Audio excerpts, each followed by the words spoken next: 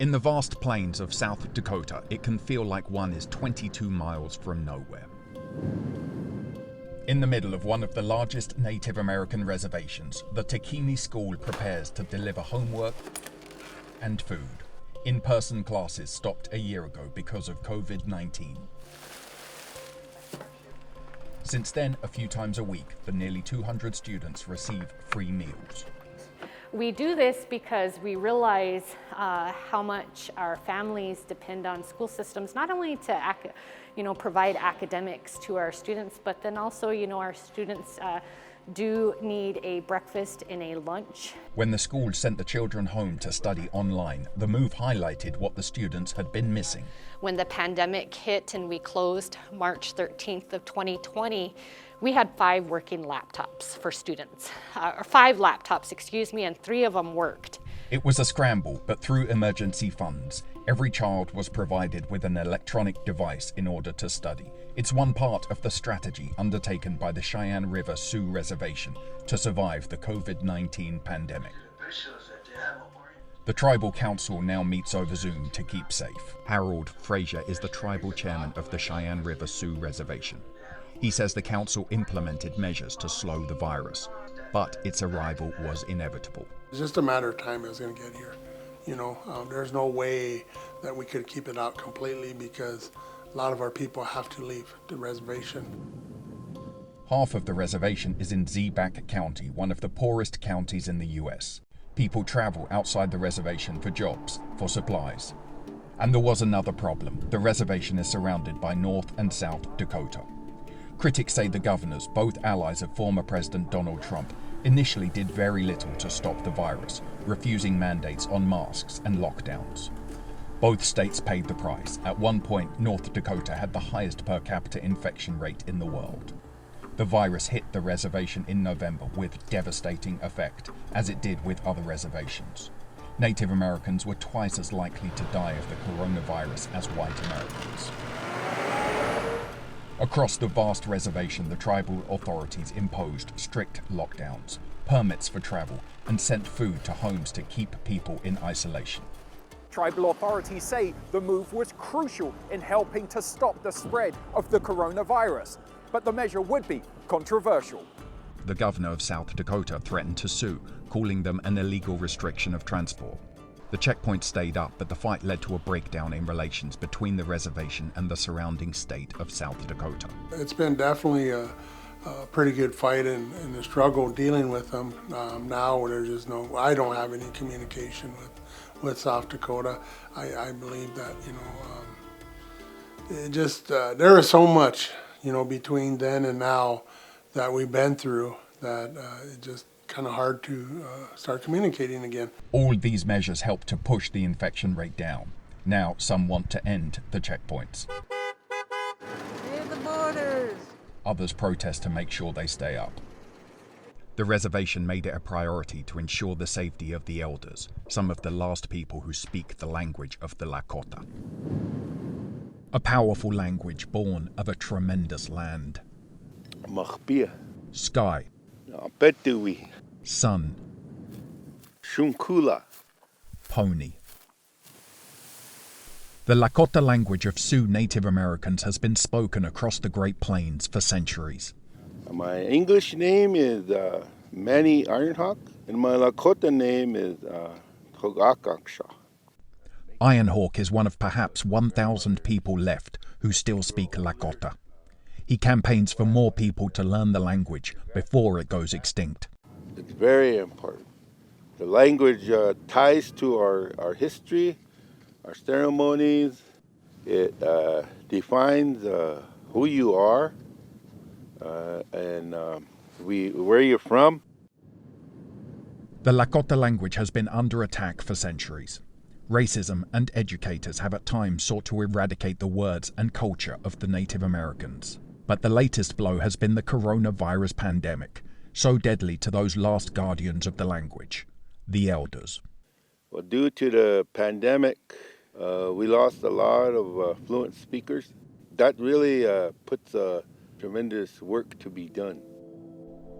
Iron Hawk, like others who speak the language, feels a responsibility to pass the knowledge on to the next generation. In the Tekini school many kilometers away, Iris Eagle Chasing teaches a class about Lakota. Because of the pandemic, it's online. Many of her parents' generation experienced bigotry against Native Americans and their culture. Because they were beaten for speaking their language, or, they got in trouble when they spoke their language. One former soldier opening a school for Native Americans in 1879 announced his plan to kill the Indian, save the man. He meant force the Native American children to abandon their culture and language. Many chose not to learn the language. Many were never given the chance. In another classroom, April Bear Looks Running Walok teaches her students how to speak Lakota. I'm proud of them that they can. I said, when we're gone, it's going to be you that holds on to our language, and thank you so much. Her students are enthusiastic learners, but still they get distracted by other media, always in English. For thousands of years, the Native American culture was passed on in the oral tradition, the minds of men and women, dictionaries. In recent years, Lakota speakers have compiled textbooks to teach the language. Iron Hawk teaches his wife, Renee, Fast Horse Iron Hawk Lakota. When I speak Lakota, I feel like I'm being my actual self that I'm supposed to be. Because when I speak English, it's like a foreign language to me, but it's all I've ever known. But when I speak Lakota, I feel like it's coming from my heart. These remaining speakers describe a loneliness and fewer people to talk to. Iron Hawk used to speak with his uncle. COVID-19 killed him last November, and with him went his knowledge of history, language, and traditions. They take all their knowledge and understanding with them. That's why it's so important to share. Iron Hawk wants to see more immersion schools for children and federal funds to help safeguard the language. Unfortunately, if we don't act, there's a good chance we might lose our language.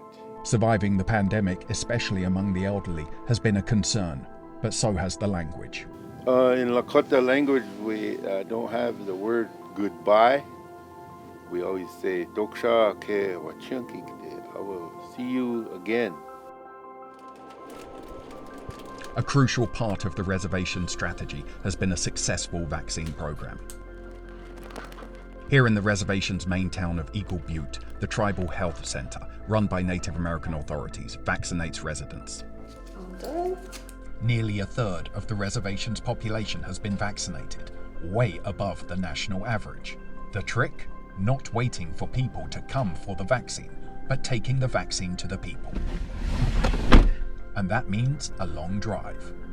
This is the fourth largest Native American reservation in the US, and people here live in some remote corners, says Field Health Director of Nursing, Danette Sir. It's miles upon miles to get anywhere from here. I mean, you're basically in the middle of nowhere. The trips can last hours, sometimes never seeing another car. Always bring a spare tire, water and food, because if you break down, there's not much out here, including cell phone reception. We're here in the middle of the Cheyenne River Sioux Reservation. We're next to this highway, and it's along this road a medical team is going to come to deliver vaccines to those who most need it. But just to show you how challenging it is to get these vaccines to the most remotest areas of this reservation, as far as one looks, there's not a single building to be seen. Today they've come to the tiny town of Whitehorse. According to the latest census data, just 141 people live here. There are few jobs, and 60% of the families live below the poverty line. A small tribal clinic serves the town and those who live nearby. The remoteness is not the only challenge. People have been very reluctant to get the vaccine, mainly because of how fast it was produced, basically, or what people are telling us. It was too quick.